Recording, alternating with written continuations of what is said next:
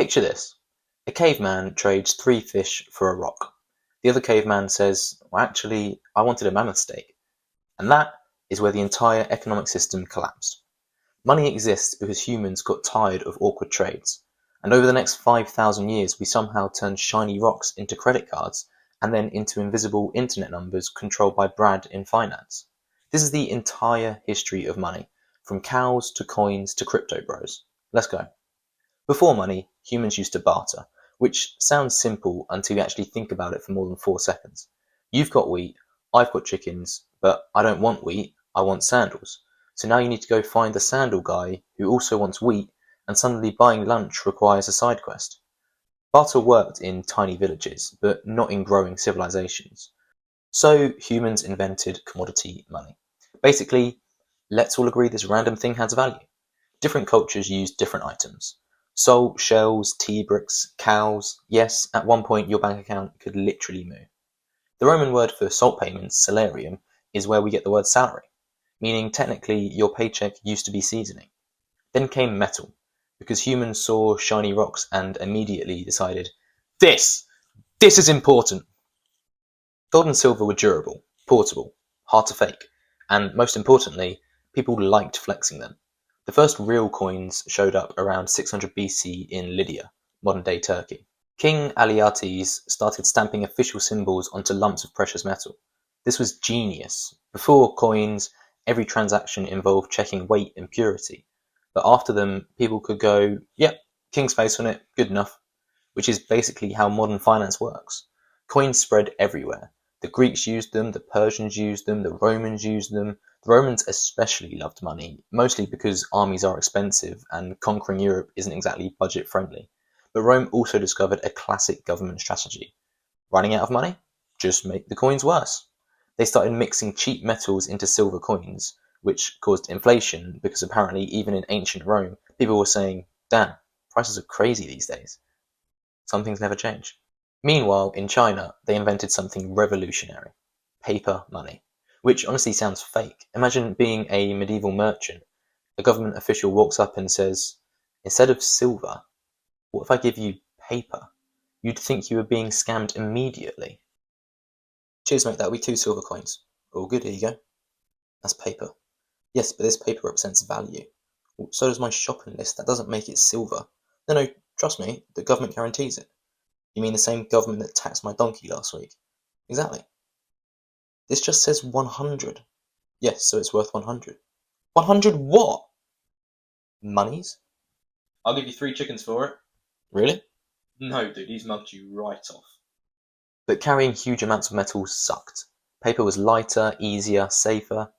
During the Song dynasty, around the 11th century, China created the world's first true banknotes, and Europe eventually copied the idea because Europe saw China invent things the way students copy homework 5 minutes before class. Paper money spread slowly. At first, banks issued notes representing actual gold stored somewhere, basically an IOU. This paper can be exchanged for real gold, which worked great until governments realized something. Nobody actually collected the gold, and that thought changed history forever. Now we arrive at one of humanity's favorite hobbies, creating money out of vibes.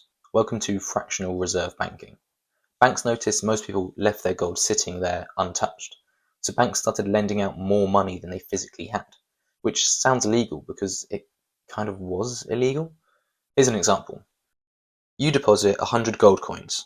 The bank then lends 90 of them to Steve, and Steve spends them somewhere else, and then someone else deposits them. And now the bank somehow acts as though there's 190 coins. Congratulations, modern banking has just been invented. Then came central banks, because eventually people realized maybe random private banks exploding every 5 minutes is bad. The Bank of England was founded in 1694. Its main job was to manage government debt and stabilize the currency. Very exciting stuff. Nothing gets people partying harder than monetary policy. Central banks became powerful because they controlled interest rates, money supply, and financial stability. Or at least they attempted to. Sometimes successfully, but sometimes 2008. Now let's talk about the gold standard.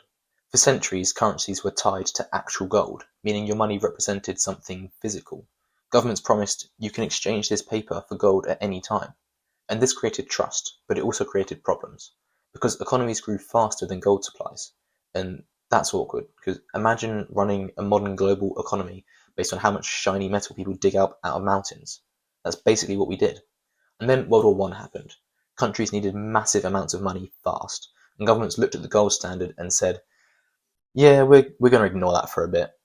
Money printing increased, debt exploded, and chaos followed. Then came the Great Depression.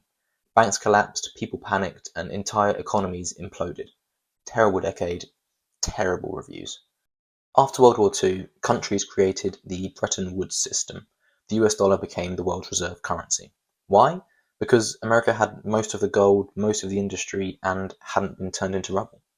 The dollar was tied to gold, other countries were tied to the dollar. Simple enough. Until the US started spending gigantic amounts of money. Vietnam War, social programs, Cold War spending. Eventually, other countries realized, wait, America might not actually have enough gold for all these dollars. So in 1971, President Richard Nixon basically went on television and said, good news everyone, the dollar is no longer tied to gold. And the world replied, wait, you can do that? It turns out, yes, and just like that, modern fiat currency was born. Fiat money means money that has value because governments say it does. And that's it. No gold, no silver, just collective agreement. Your entire financial life now depends on everyone continuing to believe paper and numbers matter, which honestly feels emotionally fragile. Then technology changed everything again. Credit cards appeared in the 1950s, and at first they seemed ridiculous. Instead of paying now, you can pay later with interest. This is an incredible innovation. I don't know, it seems dangerous. Shut up, it's fine. This card has $2,000 on it, just pay me back later. I'll take 3. Digital banking followed. ATMs, online banking, wire transfers. Money slowly stopped being physical. Today, most money doesn't even exist as cash. It's just numbers moving between computers. Your salary, numbers. Your savings, numbers. Your emergency fund, slightly more nervous, numbers. And then the internet arrived and created entirely new financial systems. PayPal, mobile payments, online investing. Suddenly you could lose money internationally at unprecedented speeds. Human progress. Then came Bitcoin in 2009, created by the mysterious Satoshi Nakamoto. Possibly one person, possibly a group, possibly 3 raccoons in a trench coat. Nobody knows. Bitcoin was designed after the 2008 financial crisis, with the idea of money without banks or governments. A decentralized currency controlled by code. People initially ignored it. Early Bitcoin was basically internet monopoly money for programmers. One guy famously spent 10,000 Bitcoin on 2 pizzas in 2010. Today that amount would be worth hundreds of millions of dollars. Those pizzas are now the most financially devastating cards in human history. Crypto exploded. Then came Ethereum, NFTs, meme coins. At one point people spent real money buying digital monkey pictures.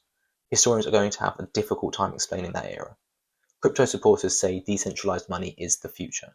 Critics say it's speculation fueled by chaos and memes. And honestly, both statements are true simultaneously. Meanwhile, governments started exploring digital currencies too. Because once governments saw crypto, they immediately said, interesting, but what if we controlled it? Countries are now developing central bank digital currencies, CBDCs, which could make money fully digital. No cash, just state-backed electronic currency. Convenient? Yes. Slightly dystopian? Also yes. And that brings us to today.